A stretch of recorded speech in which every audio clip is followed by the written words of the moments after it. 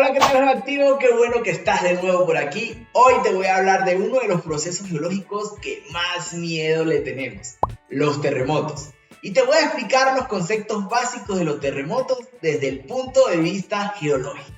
Primero que nada, un terremoto se puede definir como la liberación de energía acumulada en el interior de la Tierra de una forma repentina. Esta liberación de energía produce una fractura generalmente en la corteza de la Tierra, la cual al fracturarse produce una serie de ondas sísmicas que se propagan en el interior de nuestro planeta y llegan hasta la superficie. Estas ondas son las que hacen mover el suelo donde caminamos y las que causan todos los daños en las estructuras civiles. Los sismos, o también conocidos como temblores y terremotos, se pueden definir como una de las más grandes amenazas que produce la naturaleza. Esto es debido a que durante la historia de nuestro planeta los terremotos han causado una serie de daños materiales y pérdidas de vida alrededor del mundo. Ahora vamos a comenzar a definir algunos conceptos geológicos básicos para que puedas entender por qué suceden los terremotos. Principalmente los terremotos son causados por lo que en geología conocemos como fuerzas tectónicas, que provienen del movimiento de las placas tectónicas. Estas fuerzas tectónicas ejercen presión directamente en las rocas de la corteza terrestre, ocasionando que se supere la resistencia de estas, generando que se fracturen y por lo tanto ocasionando las fallas geológicas o que se reactiven las fallas geológicas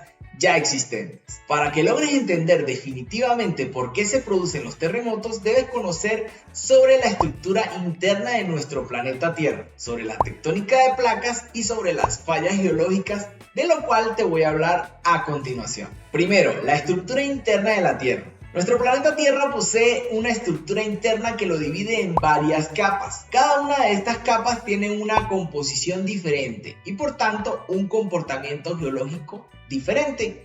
La estructura interna del planeta se puede dividir en dos tipos de capas. La primera subdivisión es respecto a la composición química de cada una de las capas, donde la corteza terrestre se encuentra formada por la corteza continental y la corteza oceánica. Esta capa es conocida como la capa más superficial y es definida como una pequeña cáscara que se encuentra flotando por encima del manto terrestre. Su espesor puede variar. Por debajo de los océanos mide 10 kilómetros, mientras que en la zona continental puede llegar hasta los 75 kilómetros de espesor. El manto es la capa que se encuentra justo por debajo de la corteza terrestre y que alcanza hasta el núcleo. En esta capa sucede un proceso geológico conocido como corrientes convectivas del manto. Científicos afirman que este es el proceso por el cual se mueven las placas tectónicas. Tiene un espesor de aproximadamente 2.900 kilómetros y generalmente lo dividen en manto superior y manto inferior. La tercera capa es el núcleo. Esta es la capa que se encuentra inmediatamente por debajo del manto. Esta capa posee una gran densidad, que está entre 10 y 13 gramos sobre centímetros cúbicos. Esto se debe a que su composición, la mayor parte, es de hierro. La siguiente subdivisión de la Tierra es desde el punto de vista de comportamiento geológico. En este caso, el planeta Tierra se puede dividir en las siguientes capas. La primera capa es la litosfera. Esta capa posee un comportamiento elástico. Tiene un espesor aproximado de 150 kilómetros e incluye la corteza de la Tierra y el manto superior. Por debajo de la litosfera se encuentra otra capa conocida como astenosfera. Esta es la parte del manto que tiene un comportamiento dúctil o fluido. La astenosfera llega hasta una profundidad aproximada de 700 kilómetros. La mesósfera también se conoce como manto inferior. Se encuentra entre los 700 y los 2.900 kilómetros de profundidad dentro del planeta Tierra. Por último, el núcleo. Esta es la capa más profunda del planeta Tierra. Posee un espesor de 3.475 kilómetros aproximadamente. En este caso se divide en dos. El núcleo interno con un comportamiento sólido y el núcleo externo que tiene un comportamiento líquido. Ahora pasemos al tema de la tectónica de placas, que en este video solo te voy a hacer un resumen. Si quieres ver el video completo, te lo dejo aquí en las tarjetas. Para comenzar a entender la tectónica de placas, debes saber que la corteza de la Tierra se encuentra dividida en numerosos fragmentos que se unen entre sí como unas piezas de un rompecabezas. Cada uno de estos fragmentos conforman lo que conocemos como placas tectónicas. Estas placas se mueven por el esfuerzo que ejerce en ellas las corrientes convectivas del manto. Las placas tectónicas originan un proceso conocido como expansión del fondo oceánico, el cual fue el punto de partida para la generación de la teoría de la tectónica de placas. Esta teoría explica todos los aspectos relacionados con la evolución geológica que ha tenido el planeta Tierra, como la generación de cadenas montañosas, la evolución y el movimiento de los continentes, el origen de las fallas y pliegues geológicos y la producción de terremotos, entre otros. Por ejemplo, se considera que el origen de la mayoría de los terremotos es tectónico. También existen otros tipos de terremotos que pueden ser causados por erupciones volcánicas y estos se van a denominar terremotos volcánicos. Los terremotos tectónicos suelen suceder principalmente donde existe la mayor acumulación de esfuerzos en la corteza terrestre. Este punto se encuentra en los límites de las placas tectónicas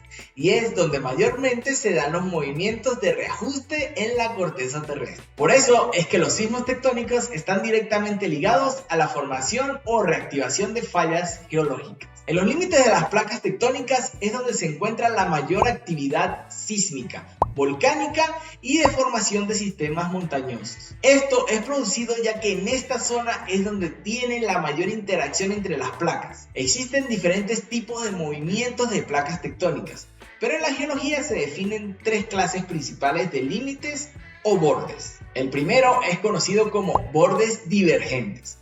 Estos son los bordes en los cuales se produce un movimiento que separa las placas tectónicas. Un ejemplo de este tipo de bordes son las dorsales oceánicas, donde se produce un ascenso de material del manto y por lo tanto generación de nueva corteza oceánica. Luego, los límites o bordes convergentes. Estos son los límites donde el movimiento produce un choque de una placa contra otra.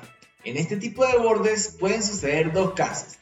El primero en el que una placa se hunda por debajo de la otra, generando lo que en geología se conoce como subducción.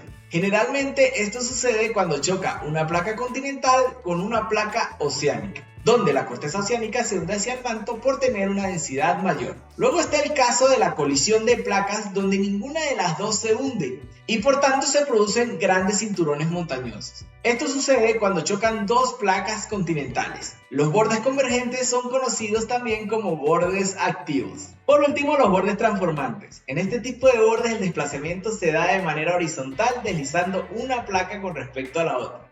Se encuentran asociados principalmente a dorsales oceánicas. Y el último concepto que debes conocer para entender geológicamente por qué se producen los terremotos son las fallas geológicas y sus tipos. Una falla geológica puede definirse como una fractura que se origina en las rocas de la corteza terrestre, produciendo un desplazamiento de los bloques adyacentes a ella. En algunos casos, estas rupturas no llegan a la superficie por lo que son difíciles de identificar.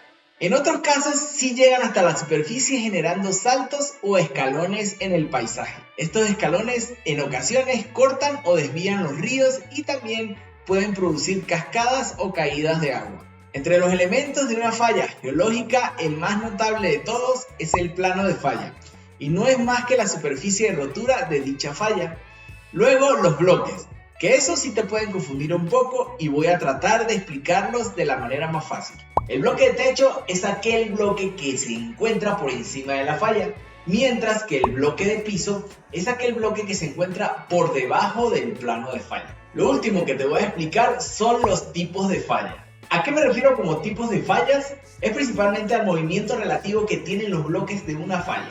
Y esto va a depender en la posición en que se encuentren los esfuerzos tectónicos que han dado origen a la misma. Los principales tipos de fallas son la falla inversa, que es generada por esfuerzos compresivos, y el movimiento de esta falla produce que el bloque del techo suba con respecto al bloque de piso. La falla normal se genera por esfuerzo de distensión. En este tipo de falla geológica, el bloque de techo se desliza hacia abajo en relación con el bloque de piso. Por último, la falla de rumbo. En este tipo de falla geológica, el plano de deslizamiento es vertical y el movimiento que se produce entre los bloques es horizontal a lo largo del plano de rotura. Si quieres saber cuál ha sido el terremoto más fuerte que ha afectado al planeta Tierra, te lo dejo por acá en este videito.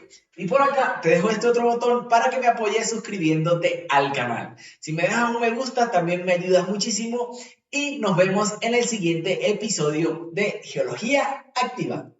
Bye.